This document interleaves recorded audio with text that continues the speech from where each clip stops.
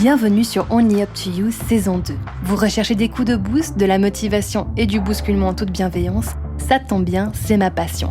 Je m'appelle Jennifer Picci, je suis psychologue et coach de vie certifiée et ça fait depuis plus de 5 ans que je vous accompagne dans l'atteinte de vos objectifs. Parler et comprendre, c'est bien, mais mettre en application, c'est là que le défi commence. Et ça ne tient qu'à vous. Et bonjour à tous, j'espère que vous allez bien et que vous êtes, comme d'habitude, prêts et prêtes pour ce nouvel épisode. Aujourd'hui, on va parler de colère, d'impuissance, de ras-le-bol, des émotions qui sont fréquentes et parfois plus fréquentes qu'on ne le pense. Souvent, on les retrouve quand il y a une envie, une vision aussi, comment les choses pourraient être, ou bien comment elles devraient être. Et aujourd'hui, on va parler, ou répondre plutôt à 3 questions. Qu'est-ce qui se cache derrière ces émotions? Qu'est-ce qui les nourrit? Comment est-ce qu'on peut se libérer de l'excès de ces émotions? Et aussi, comment est-ce qu'on peut les utiliser à notre avantage?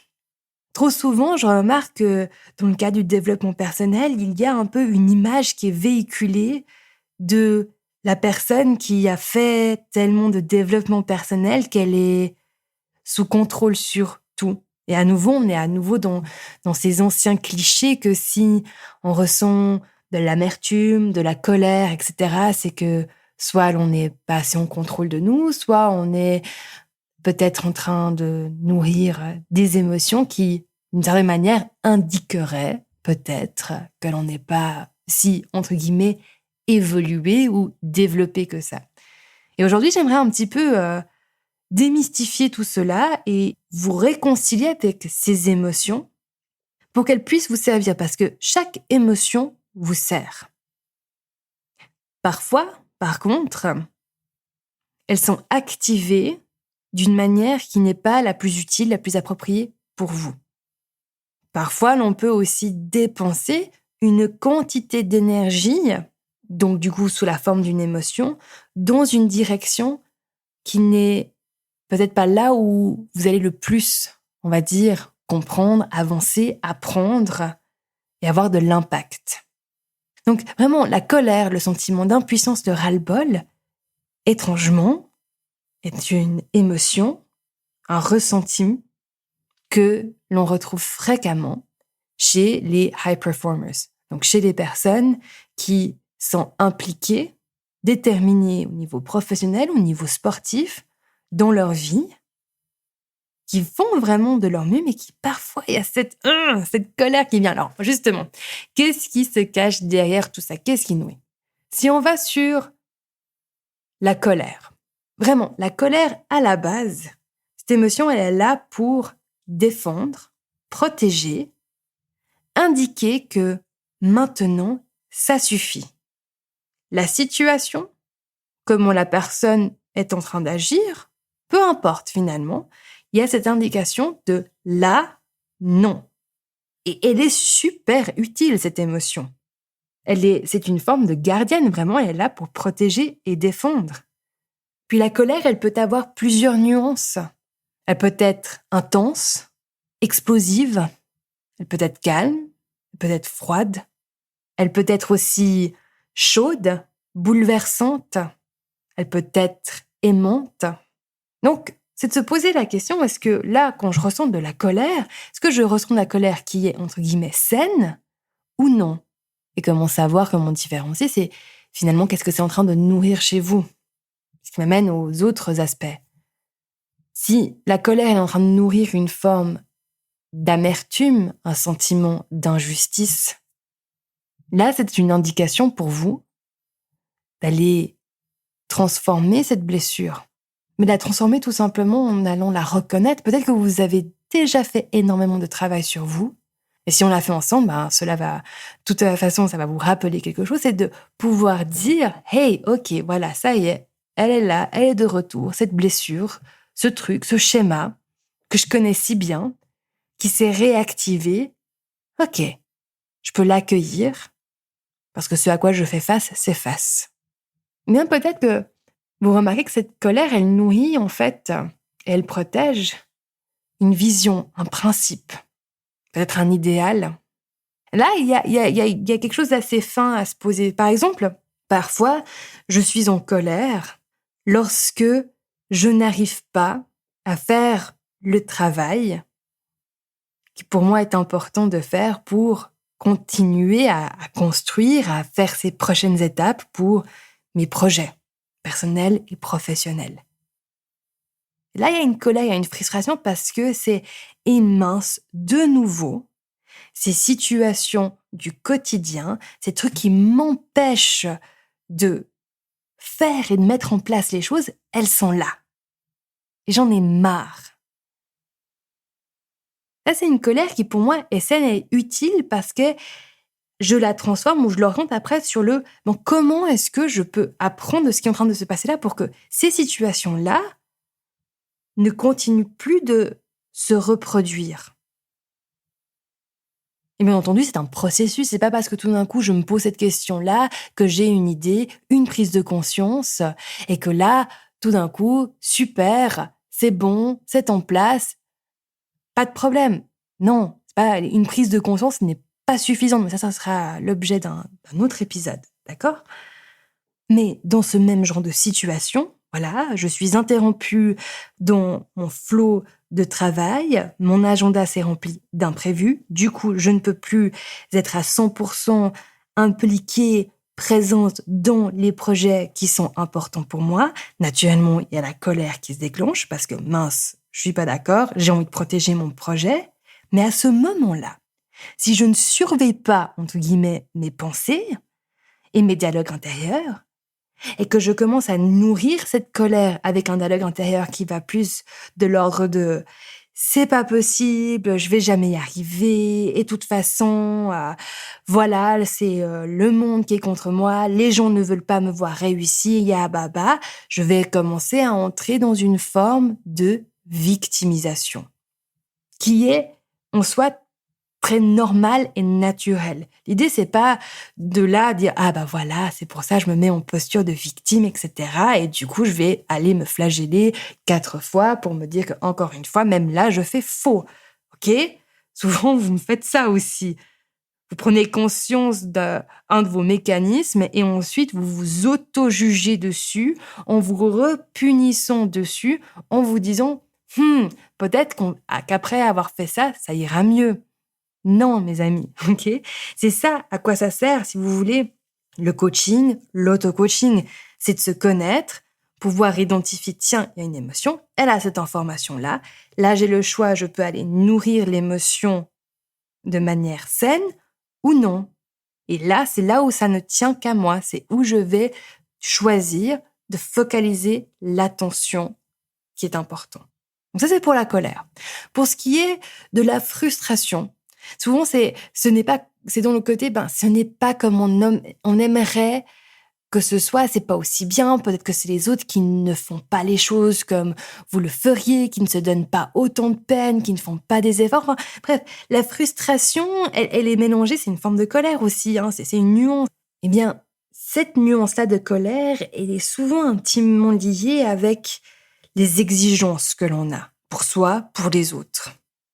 Voilà, c'est aller s'interroger sur est-ce que parfois je confonds le fait d'avoir peut-être une vision, des standards, avec tout d'un coup entrer dans des exigences qui sont parfois peut-être tout simplement inatteignables.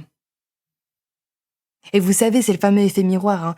Quand je suis frustrée envers les autres, c'est toujours intéressant de se poser la question où est-ce que moi, je fais aussi ça quelque part? Quand je fais un reproche à quelqu'un, c'est se poser la question, quand est-ce que moi je fais ça? Ou j'ai fait ça par le passé? Et aussi, quand est-ce que je continue de le faire? Peut-être subtilement. Il y a quelques mois, j'étais dans tous mes états à propos d'une relation personnelle importante et j'ai eu la chance d'avoir une amie qui est coach, qui en avait rien à cirer en fait de mon histoire et qui m'a regardé droit dans les yeux et a fait mais change-toi, Arrête d'être dans cette attente que l'autre va enfin capter. Stop! Tu as du contrôle sur toi. Reprends ta puissance. Vis pour toi. Et si tu le fais pas encore, parce qu'il y a des peurs, des résistances, des doutes, va travailler là-dessus. Autant vous dire qu'à ce moment-là, moi, j'avais juste envie d'un câlin. Mais ce dont j'avais besoin, c'était d'avoir quelqu'un qui prenne cette posture-là. Et vous savez, c'est pour ça que même en tant que professionnel, l'intervision elle est tellement importante. Le côté d'avoir des supervisions, d'être continuellement coaché, etc. C'est ce qui me permet, en tout cas, de faire un job qui, je pense, est qualitatif. Mais c'est là aussi où je vous retransmets ça, c'est quand vous remarquez que vous êtes dans les vagues ou le tourbillon de la colère, de la frustration, du ras-le-bol, etc., et que vous sentez que peut-être à un moment donné, vous allez pivoter dans cette forme de victimisation, vous allez vouloir pointer du doigt la raison pour laquelle vous vous sentez comme ça et que ça va pas. En fait, à ce moment-là, ô combien même on se sent justifié et puis on a envie de le faire et on a envie d'entendre, il y a un moment donné, s'il n'y a pas mort d'homme, ça vous d'aller vous auto-coacher et de vous poser vraiment des questions importantes. OK? Où c'est que j'ai des exigences qui sont inatteignables? Est-ce que je suis en train de nourrir une colère qui est, entre guillemets, malsaine, qui ne me sert pas, qui me dessert?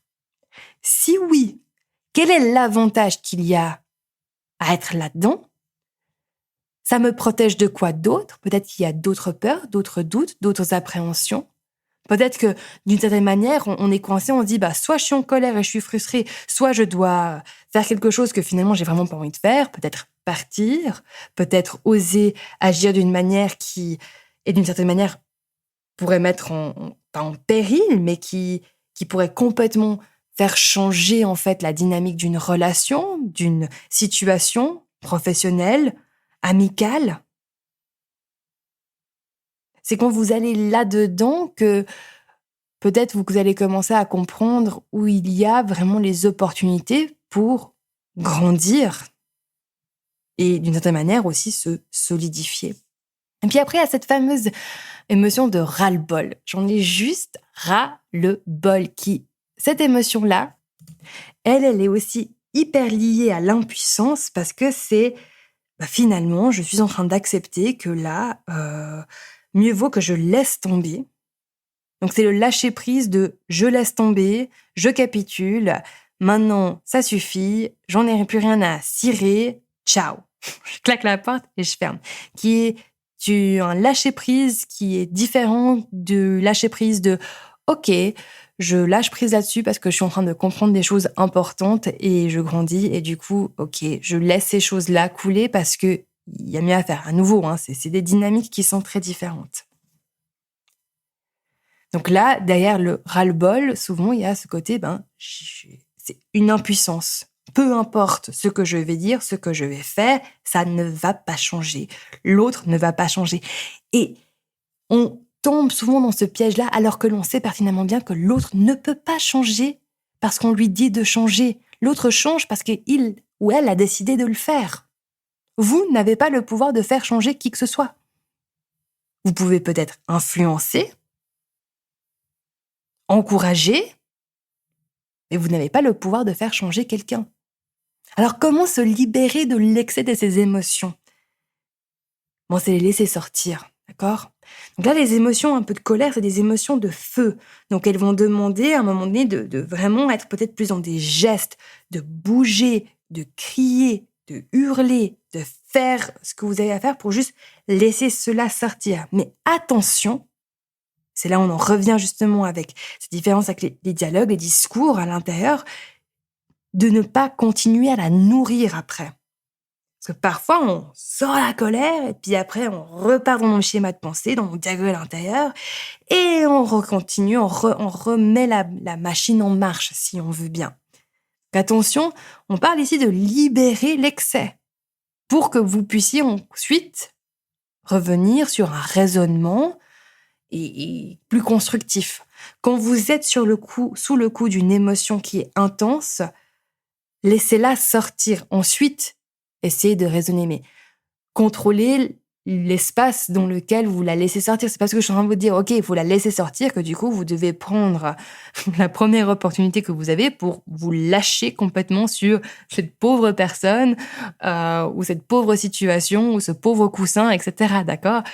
Vous pouvez faire ça via le sport, vous pouvez faire ça via le chant. Vraiment, on utilise le corps, là. À nouveau, c'est quelque chose que je ne vous invite pas à mentaliser.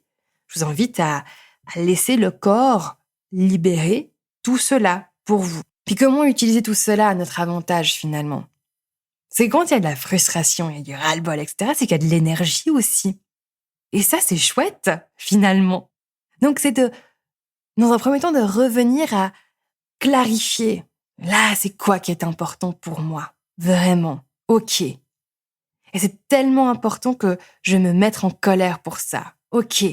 Donc, vous redonnez de l'espace, vous redonnez de l'importance à cela. Puis après, vous posez les questions importantes. Qu'est-ce que moi je peux faire ? Vraiment ? Est-ce que je dois dire non parfois ?